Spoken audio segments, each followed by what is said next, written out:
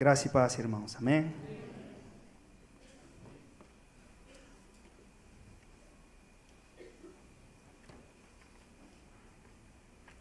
Vamos abrir nossas Bíblias no livro de Marcos, capítulo 16, a partir do verso 14.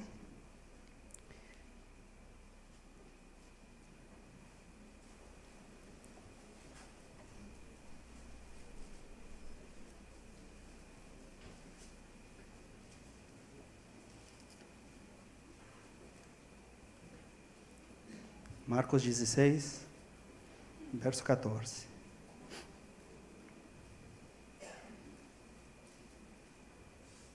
Amém. Mas antes de ler esse versículo, eu vou estar lendo um outro versículo que você não precisa buscar. Mas depois, posteriormente, você anota e você pode ler ele em casa com mais calma. Está em João capítulo 6, versículo 38. Diz assim: porque eu desci do céu, não para fazer a minha vontade, mas a vontade daquele que me enviou.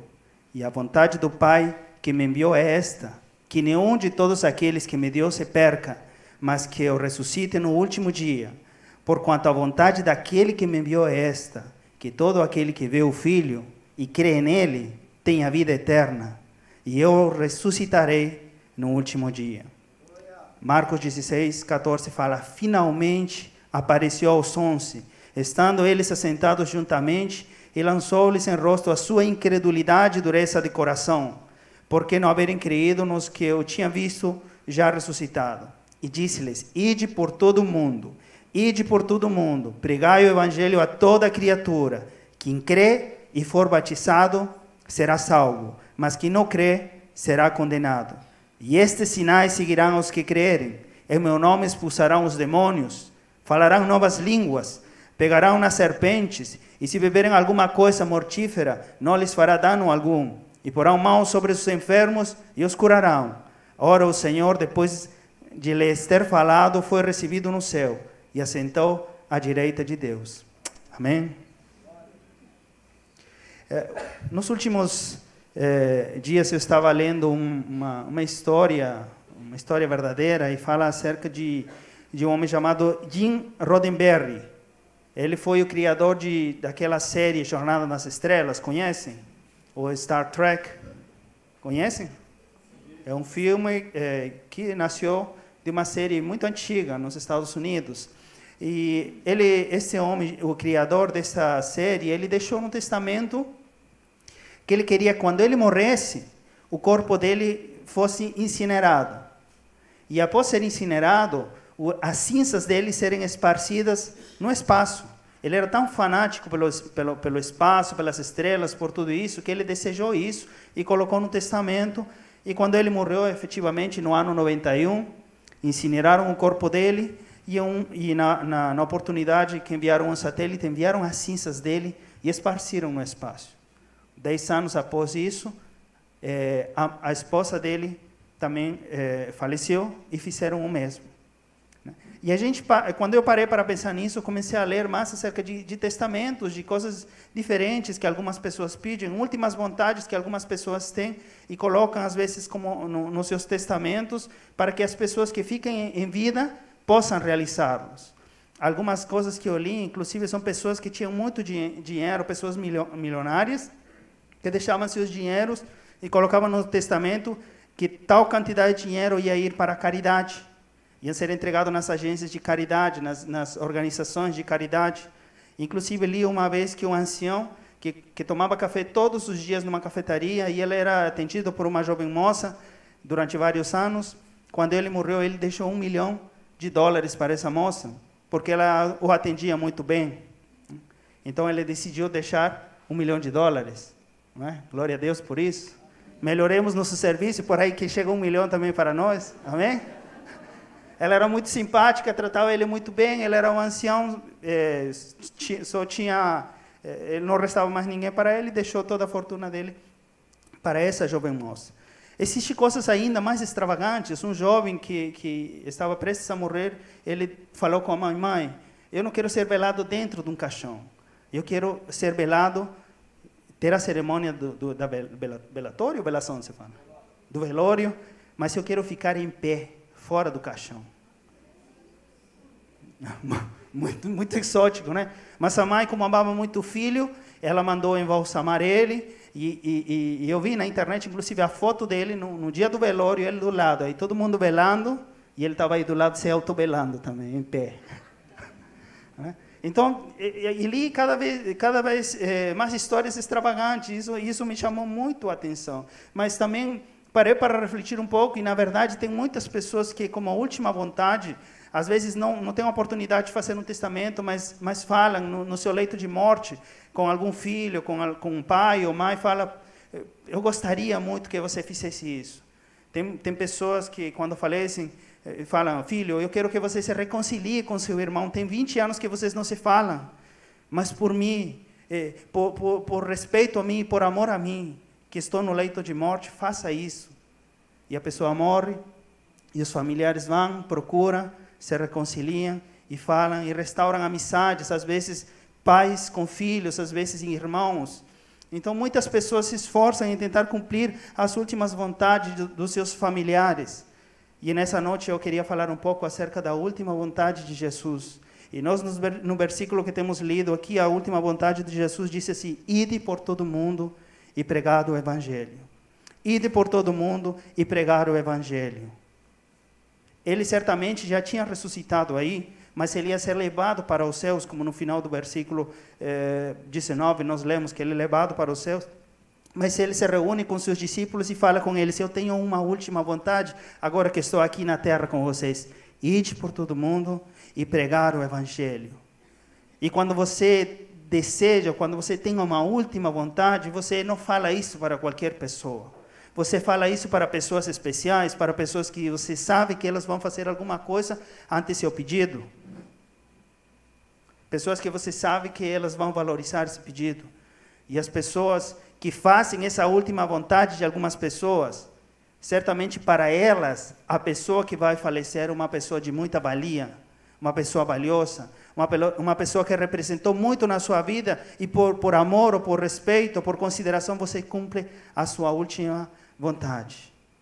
Então, quando se tratando da última vontade de Jesus, e no ir de pregar o Evangelho a toda criatura, que é nossa missão como a igreja, no tentar da igreja de cumprir essa última vontade, eu gostaria de compartilhar com vocês algumas coisas em relação a esse compartilhar, a essa última vontade. E a primeira delas é, precisamos entender que Ele quer que ninguém pereça.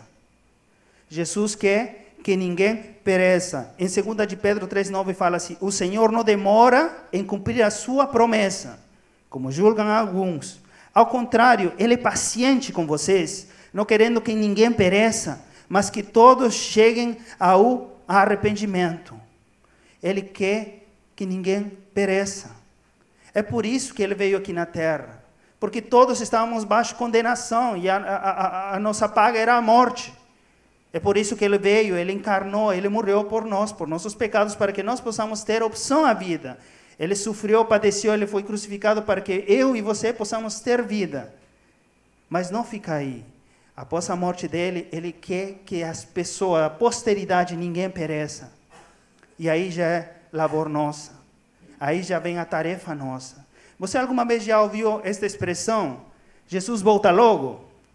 Uma expressão bem do meio cristão. Mas muitas pessoas já ouviram falar, Jesus volta logo. Volta logo, Jesus. A humanidade está muito perdida.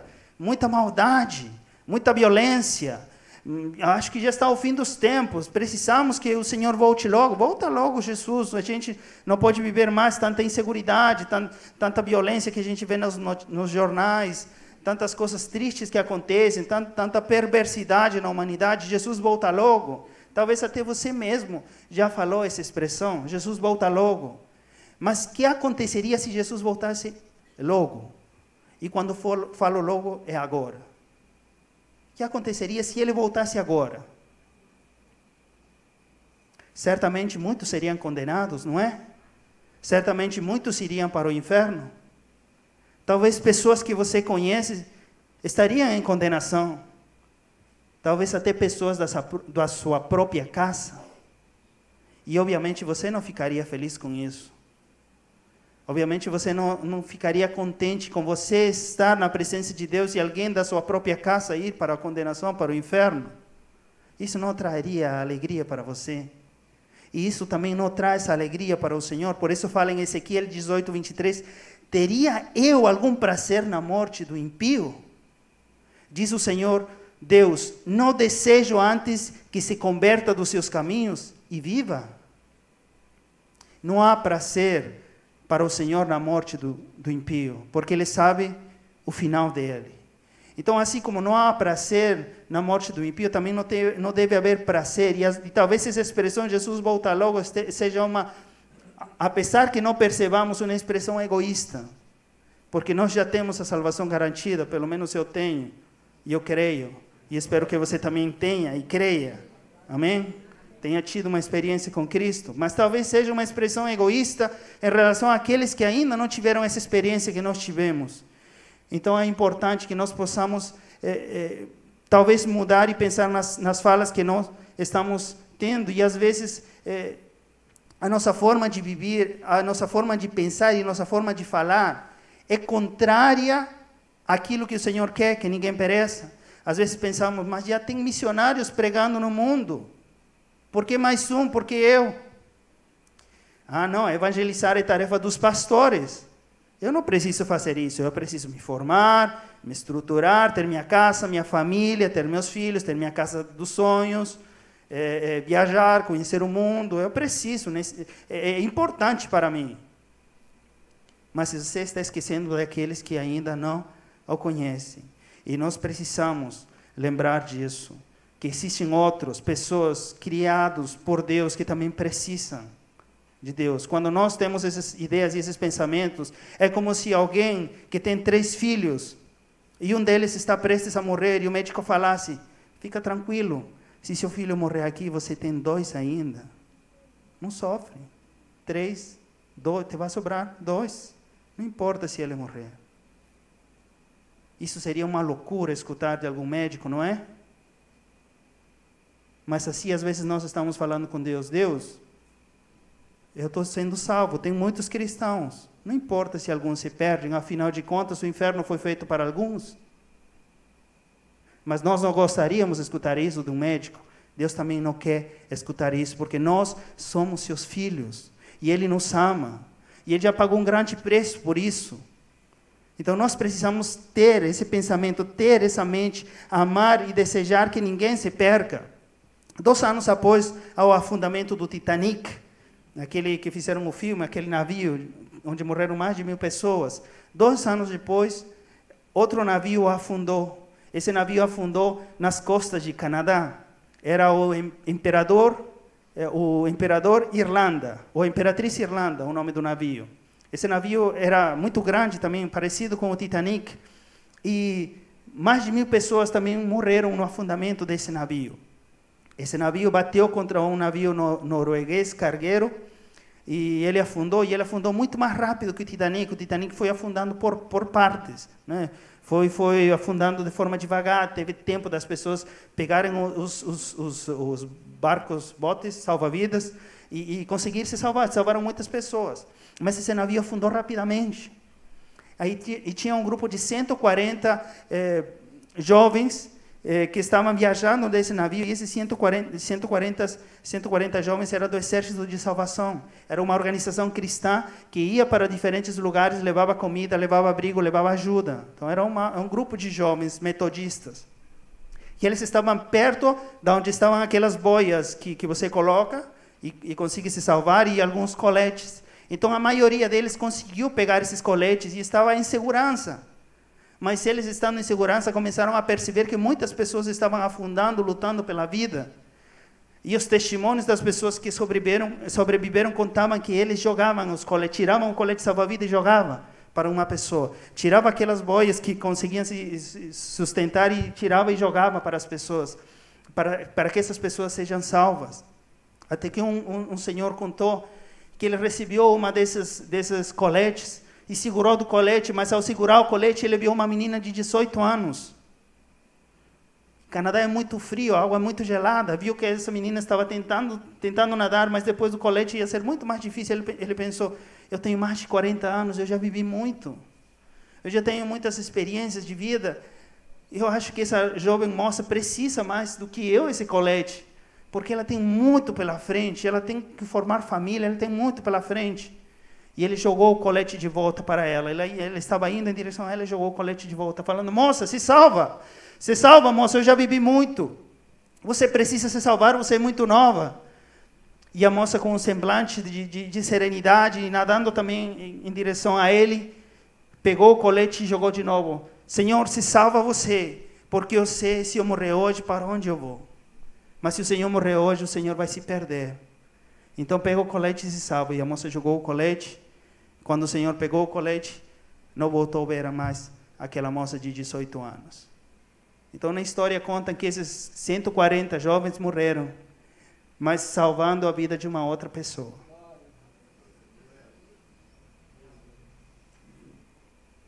Deus quer que ninguém pereça, mas isso tem que estar impregnado em nosso coração ao ponto de sermos como aqueles jovens.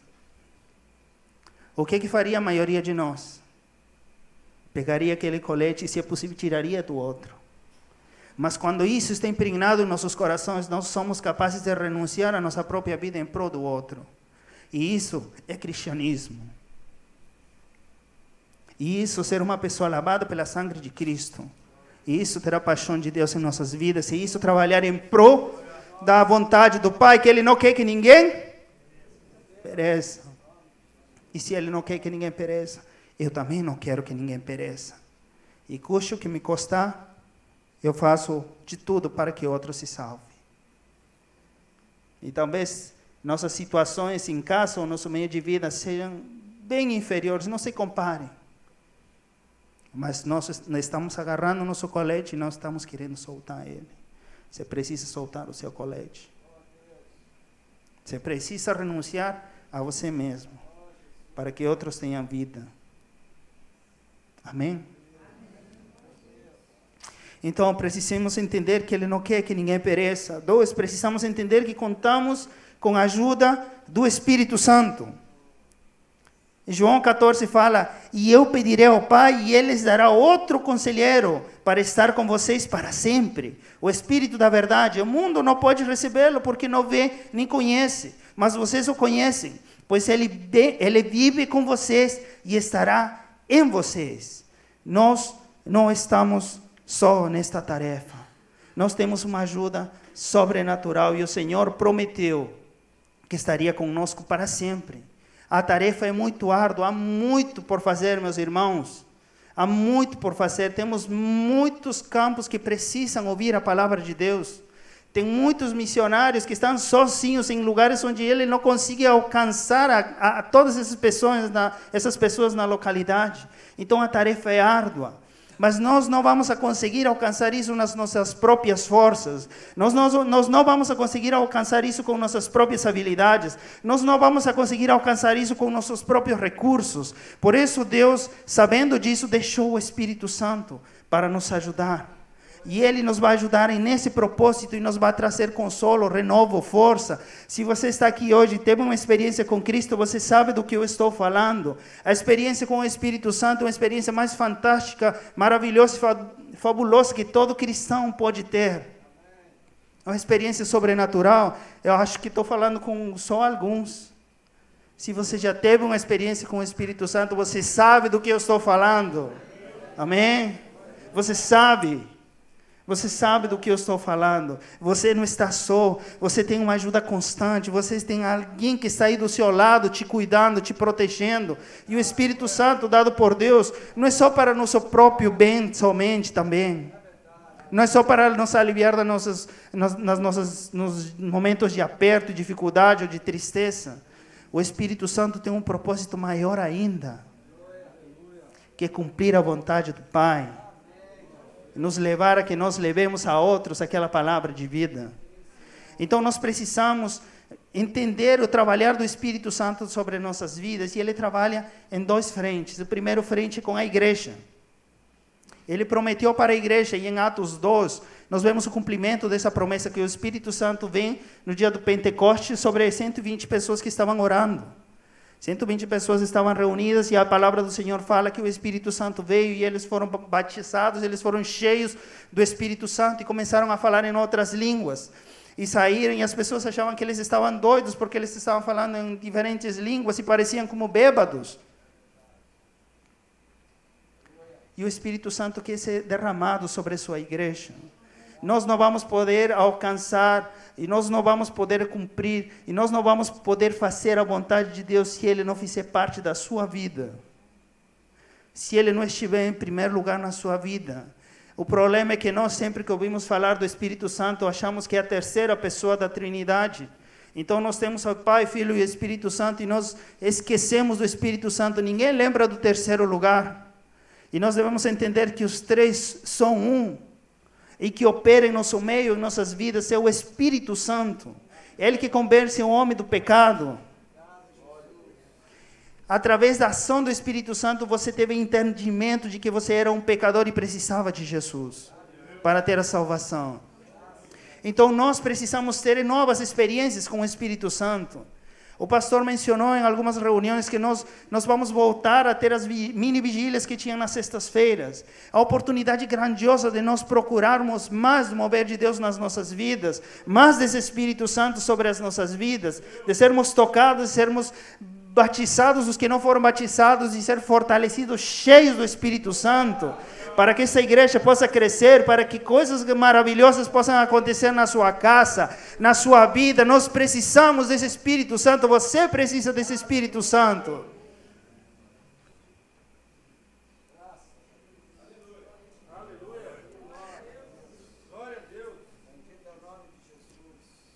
Quando nós deixamos o Espírito Santo fluir em nossas vidas, coisas acontecem. Sinais verão. Sinais. Se você não está vendo sinais na sua vida, ou os sinais não são bons, você precisa fazer alguma coisa. Esse mover, essa búsqueda por Deus, pelo Espírito Santo de Deus é importante. Você precisa mergulhar nela. Não descuide. Não deixe passar a oportunidade. Talvez você venha cansado do seu trabalho, mas venha, porque você vai ser renovado e fortalecido. Porque o Espírito Santo de Deus faz isso. Você precisa, urgentemente precisa, desesperadamente do Espírito Santo na sua vida, fazendo uma coisa sobrenatural, um mover sobrenatural em seu coração, em sua mente, para você ver coisas maravilhosas na sua vida. Eu preciso, nós precisamos, então vamos mergulhar, amém? Vamos a mergulhar nessa búsqueda constante desse Espírito Santo. No ano 2005, em Nevada, em Estados Unidos, tem um vale chamado Vale da Morte. É um vale muito seco. Quando os meninos foram ao sertão, eu lembrei daquele vale, e é um vale onde nunca chove, onde a terra é muito parecida ao que a gente vê na televisão no sertão, um calor muito intenso, chega até 56 graus de temperatura, o registro mais alto. Então não tem vida, por isso o nome é Vale da Morte. Mas no 2005 aconteceu um fenômeno meteorológico, e em questão de algumas horas, todo esse vale foi coberto uns 20 centímetros acima do chão de água. Choveu muito, em poucas horas. Choveu muito.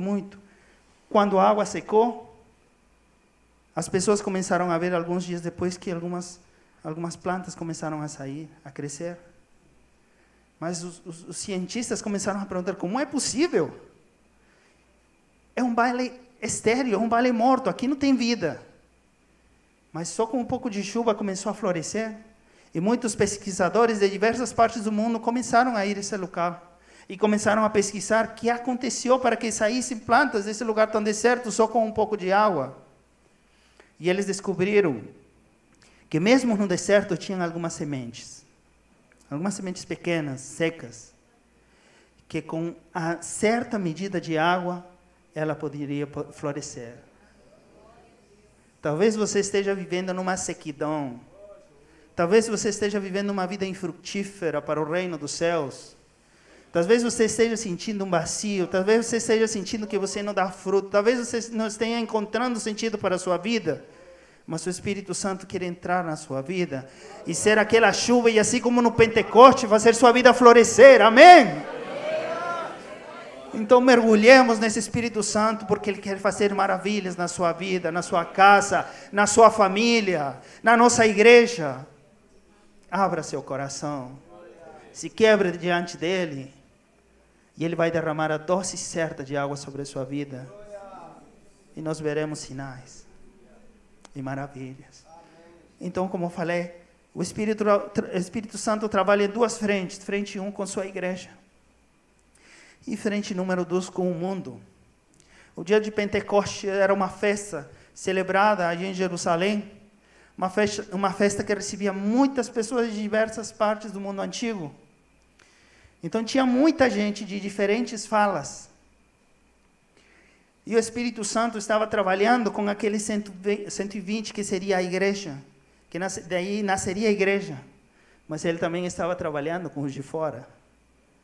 Ele propiciou aquele momento. Por que o Espírito Santo não veio dias antes? Por que o Espírito Santo não veio semanas depois?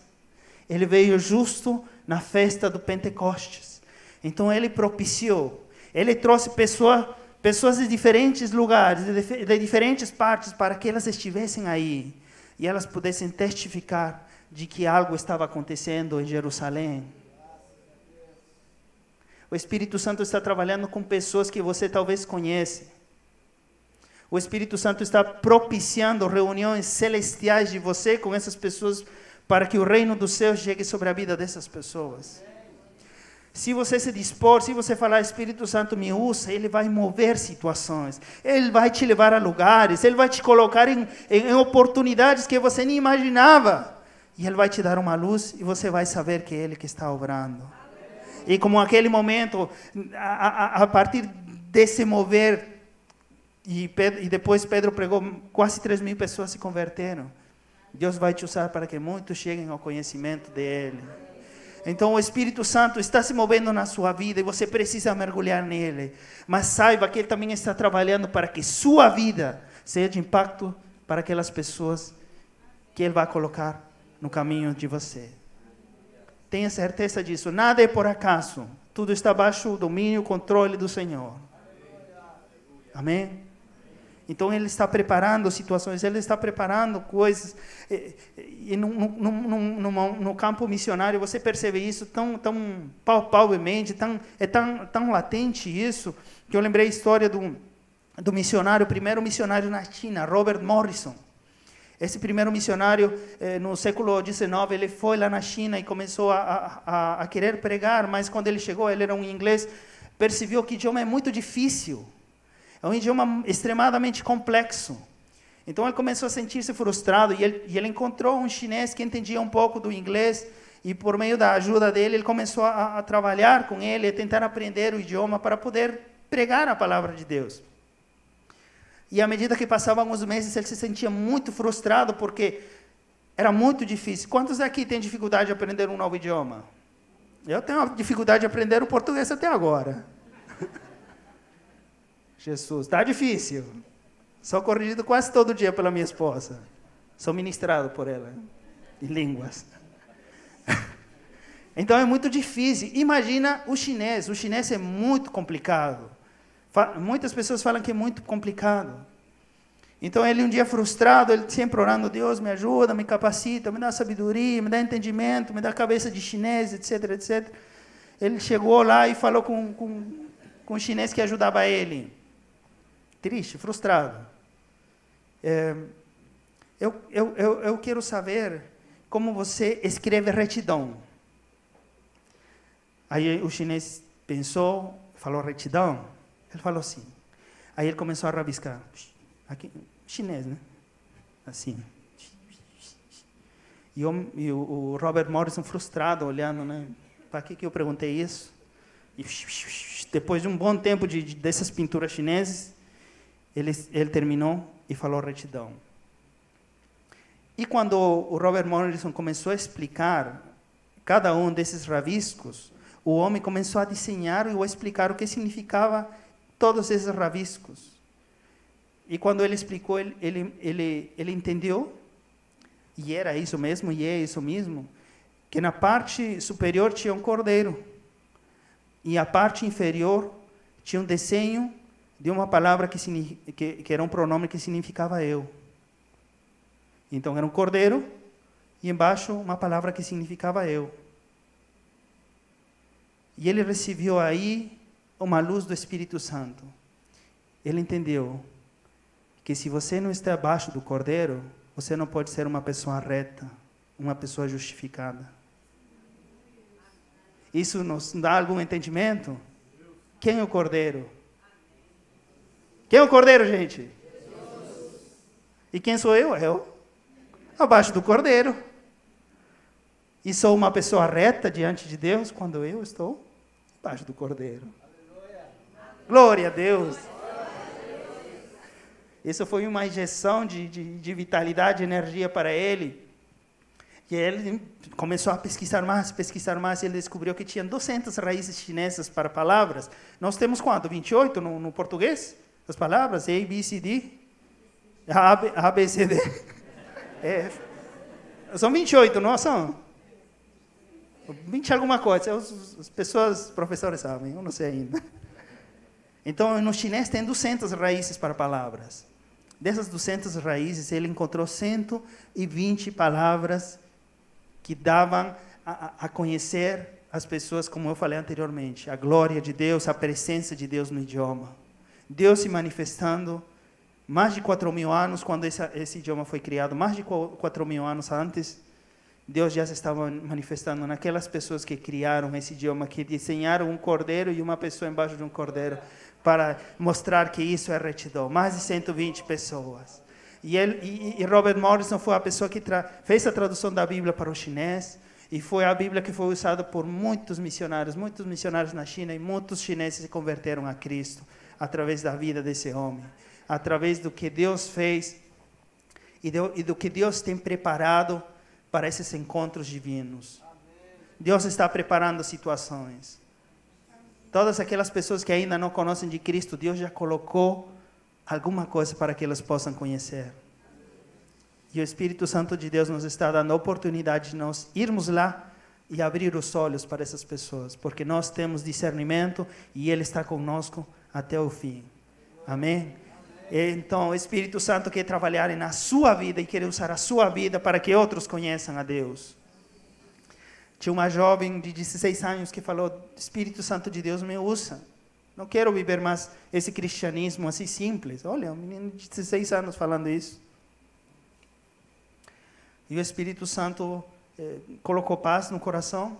E a jovem saiu dessa oração, uma oração simples, rápida. Saiu, indo para a escola. E ela viu uma jovem que vinha no telefone chorando. Ela vinha andando, mas chorando. E ela sentiu que o Espírito Santo de Deus queria usar a vida dela. Que hago, Deus falou. Ela não sabia o que fazer, não sabia como chegar a essa pessoa. E a única coisa que ela fez foi abrir os braços. Se colocou em frente da mulher e abriu os braços. A mulher que vinha andando, falando no telefone, chorando desconsoladamente, se entregou nos braços da menina. E continuou chorando, chorando, chorando. Ela, abraçando aquela mulher, começou a orar. Começou a orar por ela, para o Senhor trazer paz, tranquilidade, mostrar aquilo que essa mulher teria, mas a mulher não conseguia parar de chorar. E a menina falou: você pode ir comigo a meu grupo de oração, das minhas amigas? E a mulher, sem poder parar de chorar, só moveu a cabeça. Então elas foram no grupo de oração, estavam lá, falaram com as meninas: você está chorando, não sei o que fazer, vamos orar. E elas começaram a orar. E a mulher começou a se tranquilizar, mas ela precisava sair logo. E foi, trocaram e-mails e foi embora. Não deu para conversar. Mas no dia seguinte ela recebeu um e-mail da mulher explicando por que ela estava chorando. Ela estava chorando porque ela era uma mulher que não tinha pai nem mãe. Então uma pessoa que tinha cuidado dela, uma tia, mas ela estava sofrendo muito porque não sentia prazer na vida. Tinha passado por muitas frustrações na vida, então ela não tinha prazer na vida. E naquele dia ela tinha tomado a decisão de se suicidar. Então ela estava a caminho para o apartamento dela para tomar uns comprimidos que ela tinha comprado no dia anterior para se suicidar. E ela, em gratidão à tia por ela ter cuidado, por haver cuidado dela, ligou para ela e estava falando: tia, não consigo mais, não aguento mais viver assim. E começou a chorar e naquele momento se encontrou com aquela moça. Mas depois daquele encontro, ela percebeu que aquilo que um tempo atrás ela tinha pedido a Deus, que Ele mostrasse, se Ele existisse, que ela desse um abraço para ela. A mulher escreveu no e-mail que ela sentiu o abraço de Deus, através do abraço dessa menina. Se você coloca sua vida nas mãos do Espírito Santo de Deus, Ele vai trabalhar lá fora, com o mundo. E quando o mover de Deus na sua vida se junte com o trabalhar de Deus no mundo, coisas maravilhosas vão acontecer. Deus está preparando o mundo. Ele está preparando o mundo. Tem muita necessidade lá fora, mas nós precisamos mergulhar no Espírito Santo de Deus. Amém? Então, em primeiro lugar, precisamos entender que Ele não quer que ninguém pereça. Em segundo lugar, entender que nós contamos com a ajuda do Espírito Santo. E em terceiro lugar, que nós, para cumprir a vontade, a última vontade de Jesus, nós temos que fazer isso hoje e agora. Nós temos que fazer isso hoje e agora. Efésios 5,16 fala: aproveitando ao máximo cada oportunidade, porque os dias são maus. Aproveitando ao máximo cada oportunidade, porque os dias são maus. Os dias são maus. E nós vemos isso lá fora. Os dias são maus, então temos que aproveitar essas oportunidades. Mas a maioria de nós somos pessoas que protelamos as coisas, que deixamos para amanhã. Não, amanhã, hoje não dá. Melhor outro dia, próxima semana, próximo mês, próximo ano. Esposas, o que o marido fala quando você pede para consertar alguma coisa? Depois, né? Amanhã, amor. Final de semana, amor. No Natal, amor. Janeiro, amor. 2018, amor. Amanhã, depois. Então, nós somos peritos em protelar as coisas, em deixar para amanhã, para depois. Mas é urgente, meus irmãos. Essa última vontade de Deus nós devemos cumprir hoje e agora. Nós devemos deixar de protelar isso. Quando você se converteu, quando a maioria das pessoas tem aquela primeira experiência com Cristo, quando são novos convertidos, eles são apaixonados por Ele. Então você vê Ele na oração da manhã, na oração da tarde e até na oração da noite. Você vê Ele na igreja até quando a porta está fechada. Porque Ele está sedento e buscando de Deus, porque Ele teve uma experiência nova com Cristo, uma experiência que nunca antes teve. Ele experimentou a salvação, Ele experimentou algo novo, algo que deu vida, que trouxe vida para Ele. Então o senso de urgência dele, de que as pessoas conheçam de Cristo e daquilo que Ele está experimentando é grande. Mas com o passar do tempo, aquele senso de urgência vai diminuindo. E vai mudando. E já nós vamos tendo outras prioridades. Outras prioridades vão tomando lugar. Outras prioridades vão ficando com maior importância para nós. Então nós devemos mudar isso. Porque a nossa maior prioridade deve ser fazer a vontade de Deus. E nós não podemos deixar para amanhã. Porque amanhã pode ser muito tarde. Porque amanhã alguém pode morrer, porque amanhã hoje pode ser o último dia de alguma pessoa. Então nós precisamos fazer hoje, fazer hoje. Tem um versículo em Lucas 12 que fala: e darei minha alma, e direi a minha alma, tens em depósito muitos bens, para muitos anos, descansa, come, bebe e folga. Mas Deus lhe disse: louco, esta noite te pedirão a tua alma, e o que tens preparado, para quem será? Para quem será? Nós tratamos de buscar muitos bens materiais aqui e esquecemos do mais importante. E tiramos da nossa cabeça o senso de urgência. Então, nós precisamos trocar os nossos valores e as nossas prioridades. Porque lá nos céus nós vamos... a Bíblia fala que nós teremos ruas de ouro, né? Então, para que você trabalha por uma casa bonita aqui, se lá você vai ter a melhor casa do mundo? A única coisa que nós não poderemos fazer nos céus é pregar para outros. Porque lá a sorte já estará dada. Quem foi, foi. Quem ficou, ficou. A única coisa que nós não poderemos fazer lá é pregar para outros, é testificar dele, é fazer a última vontade de Cristo. Então nós precisamos ter esse senso de urgência. E muitas vezes falamos, não tenho tempo, mas quando dizemos que nós temos tempo, na verdade estamos falando, isso não é prioridade para a minha vida. Isso não é prioridade. Então temos que mudar as nossas prioridades. E nessa noite eu gostaria de ter uma experiência missionária com vocês. Vocês topam? Você quer ter uma experiência missionária? Todos juntos. Vamos sair e vamos fazer um evangelismo agora. Fora das paredes daqui. Amém? Tem alguns que devem estar pensando, esse missionário está doido. Aqui, domingo é dia de culto, não é dia de sair. Mas vamos ter uma experiência missionária assim. E cada um de nós vai participar. Amém? Então, por única vez, peguem seus celulares durante o culto agora.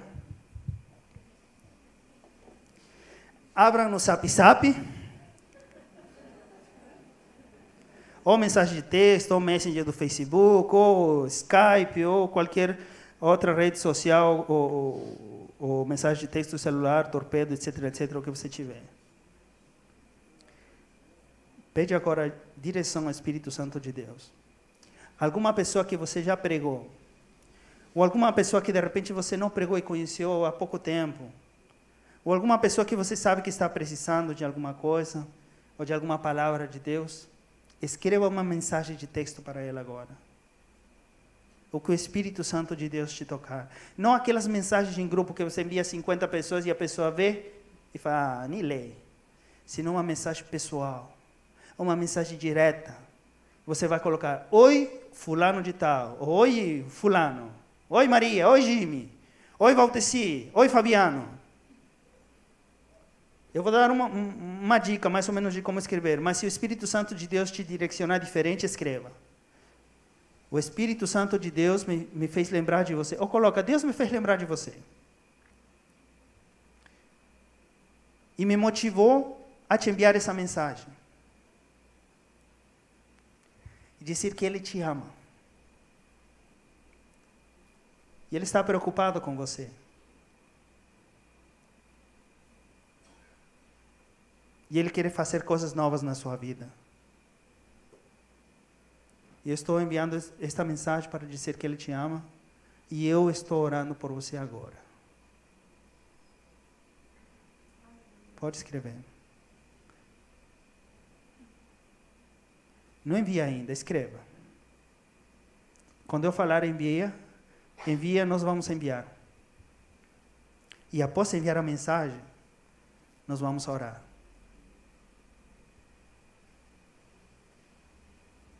Pode ser um parente, pode ser um irmão não crente, pode ser um primo não crente, pode ser um amigo. Se o Espírito Santo de Deus te lembrar de duas pessoas, pode enviar para essas duas pessoas. Obviamente com nomes diferentes, por favor.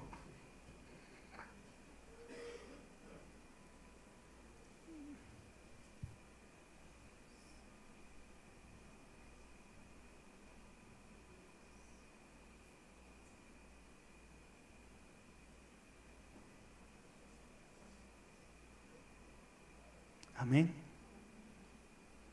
Não vai escrever um sermão da montanha também. Senão não vai ler. Ok? Vamos ficar de pé?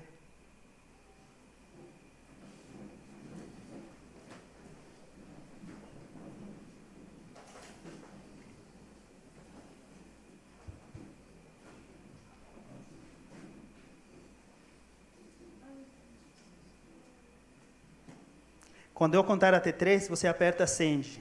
Vou enviar. E nós vamos levantar um clamor, todos juntos por essa pessoa, mas um clamor com paixão, para que essa mensagem possa tocar essa pessoa. O Espírito Santo possa fazer maravilhas, possa chocar a vida dessa pessoa, possa sentir que é Deus mesmo que está falando com ela. Amém? 1, 2, 3, envia. Pai, em nome de Jesus, Senhor.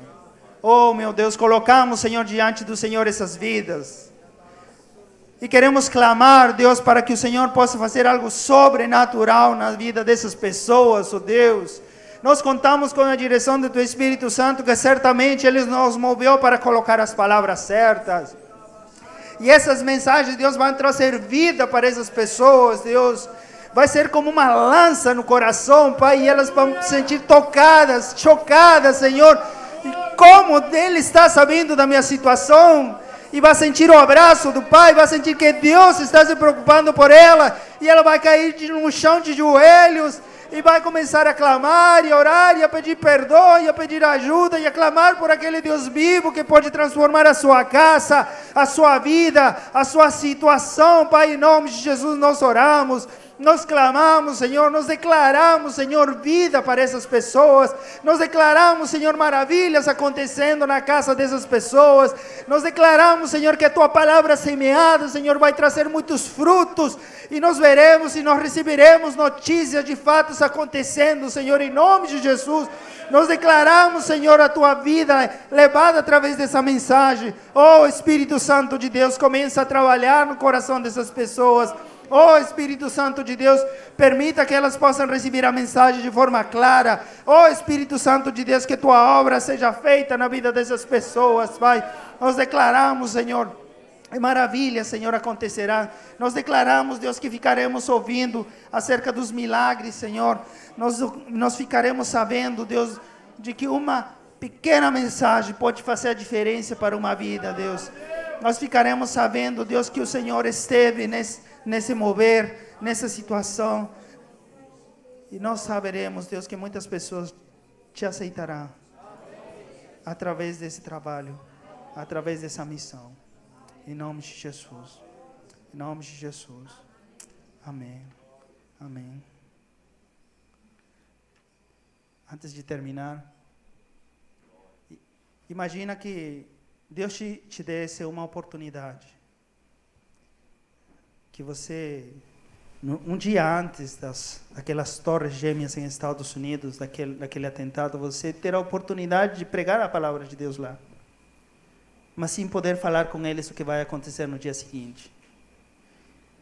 Imagina que Deus te coloca lá e te fala, prega. Mas não fala do que vai acontecer amanhã. Como seria a sua mensagem? Como seria se eu pregar? Que horas você começaria a pregar? Você falaria com paixão?